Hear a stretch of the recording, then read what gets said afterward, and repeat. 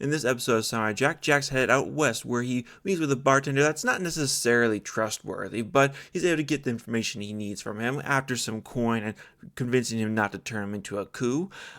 Fortunately, as I said, this guy isn't necessarily trustworthy, so this information gets passed on along to a burly, muscular bounty hunter dude with some robotic hands that's seeking Jack's bounty, and then a mysterious woman that's quite attractive in old western gown who's seeking where that tall bounty hunter just went after. So now Jack has possibly two people on his trail because he wasn't sure enough that you could trust this bartender. But then again, once you're in a western town that's kind of shady, what choice do you have but to get some information from a source that unfortunately has a bit looser lips than you'd like to have? Now, Jack, for his part, he's able to get onto his train that he's headed out to. Now, we don't know where he's going except for he's going to Corvosa, and we don't know exactly what's at the end of this train ride for him, but it has to be something big. He has to be searching for another way home, is my presumption here. But Jack said to get on the train, no problems at all. It seems like an easy train ride. Unfortunately, that's when our fellow bounty hunter arrives on the train. Now, just as our tall, muscular bounty hunter is about to go in and confront the samurai, the female that we saw before comes and steps in his way, and this is where we learn that the tall bounty hunter is Ezekiel, and the woman that's been following them is Josephine. Apparently, they had some kind of relationship before. Well, I shouldn't say some kind of relationship. They were married, but apparently, he has a court order that dictates that Josephine isn't allowed to come within 150 feet of him. So I wonder what was going on there. The episode never specifies really, but we can presume by what happens throughout the course of the episode that she's a manipulative. See you next Tuesday would probably be my best way to put for what kind of lady this is. So she tries to get into Ezekiel's good graces, tries to, convince him to cut her in on the deal for the samurai. They go 50-50 on it because the samurai is no joke. She knows that Ezekiel isn't enough to take him down. But Ezekiel, he's the man. He's the big, muscular bounty hunter that hasn't lost a hunt yet, and he's not going to start with a samurai, so he just brushes her off and goes in to go deal with the samurai. Unfortunately for Ezekiel, the samurai is more than he can handle. They have a nice little scuffle, a little bit back and forth, but at the end he does get tricked out by Jack. Even though Ezekiel, he has some nice gadgets on him. He has the finger guns, he has the blades coming out of his wrists, and he has an electric glove that seems to be almost take out Samurai Jack, but Jack somehow is able to grab onto him, thus transferring the current from himself into Ezekiel, and the two just explode apart. I don't think that's how electricity works, but hey, it's a great little fight scene, so I'm okay with it. Ezekiel, we think, gets thrown off the train at this point, but he's able to somehow catch back up again and get onto the train and come after Jack a second time. So I'm not quite sure what happens there. I'm going to be just saying here it's cartoon logic. Don't think too much into that. Now, as Ezekiel's getting back on the train, Jack heads back to his seat, and everything seems to be going as normal as the train ride as possible. At least it could be whenever you have a bounty hunter that's coming for your head. Now, at this, the femme fatale Josephine steps into the play, and Jack, if you guys remember from the previous episode where Jack encountered a beautiful woman, although she had the green skin, it never crossed his mind that this could be a coup in a transformed figure that's trying to trick him, and thus he fell for the beautiful woman and was unfortunately stopped from going home because he trusts the wrong person. Well, it's kind of the same thing that happens here, for she goes up to him, she makes some light conversation, and there's a hint, wink, wink, like, hey, let's go up to the top of the train car together. It'd be very private and intimate. Jack, being pure and innocent, just like, okay, have fun with that. He's just like, oh, well, you wouldn't let a defenseless, weak woman go up there alone now, would you? And just like, oh, of course not. So he goes and helps her up there, and it's just hilarious. Like, dude, she's obviously playing you. Like, come on, it's as clear as day. But Jack, he is a warrior of many forms of battle, except for the form of woman. I do get a good chuckle out of it because it's just consistent with Jack's character that whenever it comes to like a physical confrontation, oh, he's the man of the hour. He's unparalleled. But when it comes to these more tricky relationship, femme feminine conversations, Jack is kind of like a puddle of water in this lady's hands. So the two of them go up to the roof, and she starts praising him for the work that he was able to do to defend them all from the big bad bandit that was on the train trying to capture Jack. And he's like, "Oh, you're welcome." And they just start laughing and giggling until Ezekiel comes up from behind and grabs Jack by the throat. Now, Jack is able to break out of his hold, and he goes back to the woman trying to defend her, whereas Josephine then springs her trap on him, and Jack now has to face against these two individuals. The fight goes pretty well for Jack's favor at the start, but a 2-on-1 situation, it does not necessarily go well for him.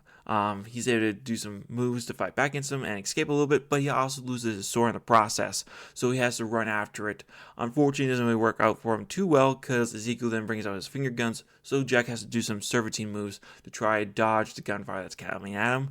And Josephine, for her part, she then tears off her dress and starts shooting at him with some six caliber pistols, no, 6 revolver pistols at Jack that she had in her back.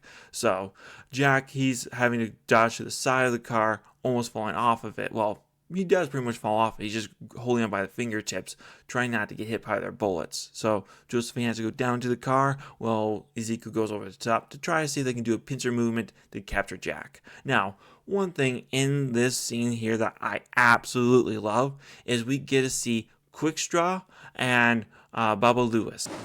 Hey, Quickstraw, I think someone is breaking out the fights on the train.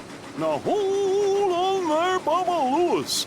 Ain't nobody gonna do no kind of fighting on this here train on account of you and me. Hey, who turned out the lights? Is it sleepy time already? Now, you don't remember these two characters. They were on Boomerang all the time when I was a kid, and sometimes on Cartoon Network. They're old cartoons from back in the day that I grew up with and absolutely loved.